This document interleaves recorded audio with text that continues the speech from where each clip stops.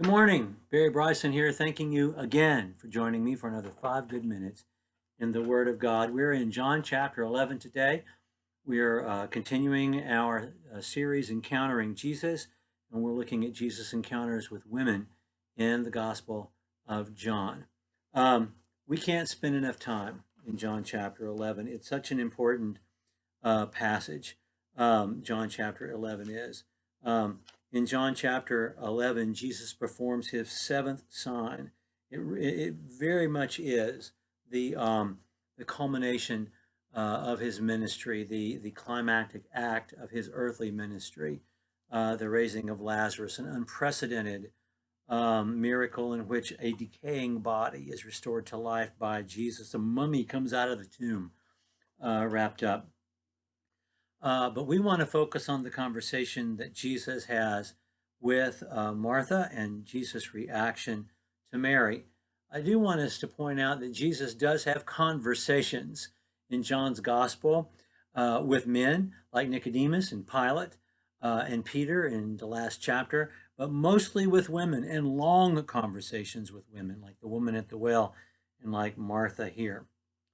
Begin reading with verse 1. A certain man was sick, Lazarus of Bethany, the village of Mary and her sister Martha, and it was the Mary who anointed the Lord with ointment and wiped his feet with her hair, whose brother Lazarus was sick. The sisters therefore sent to him, saying, Lord, behold, he whom you love is sick. But when Jesus heard it, he said, the sickness is not unto death, but for the glory of God, that the Son of God may be glorified by it. Now, when Jesus loved Mary and her sister Martha, and Martha, and her sister and Lazarus. When therefore he heard he was sick, Jesus stayed 2 days longer in the place where he was.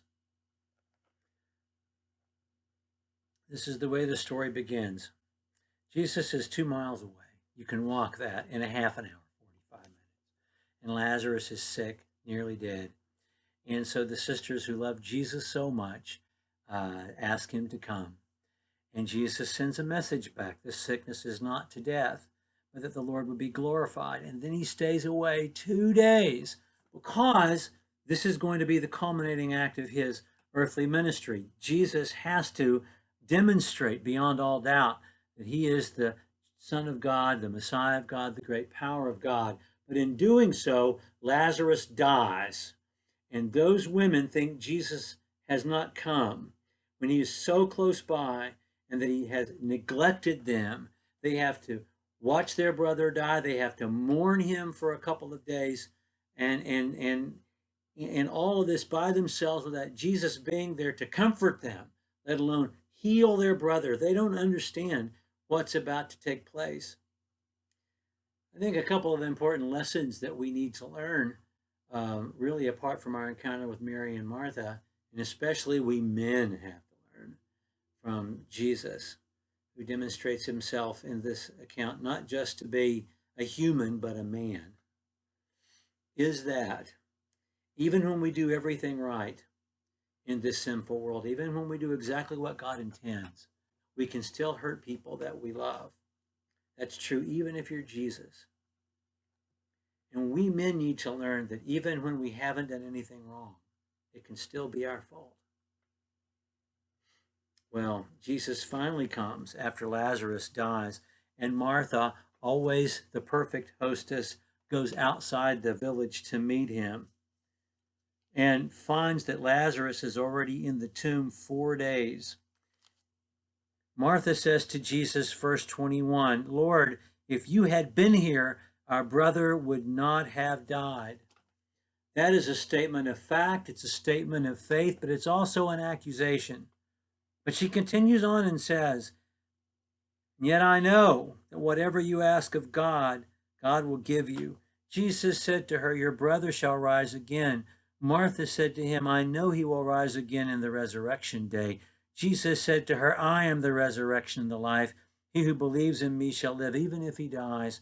Do you believe this? She said to him, yes, Lord, I have believed that you are the Christ, the Son of God, even he who comes into the world. Once again, Jesus looks her in the eye and speaks with her as a peer, as a brother to a sister, and shares with her deeper truths than the apostles will understand during Jesus' early life. And she understands them all. And when he asks her if she believes, she gives us the most complete statement of faith. In the text, it's in the perfect tense. Yes, Lord, I believe now. I have always believed, and I will always believe, despite my brother being in the grave 4 days, that you are the Son of God, that you are the Messiah, and that your work has to be accomplished here right on earth. It's amazing. Our sister Martha is such an example to us. Well, thank you so much for spending some time between Jesus and Martha today. Tomorrow we'll pick up right where we left off in Bethany, talking about Jesus' response to Mary.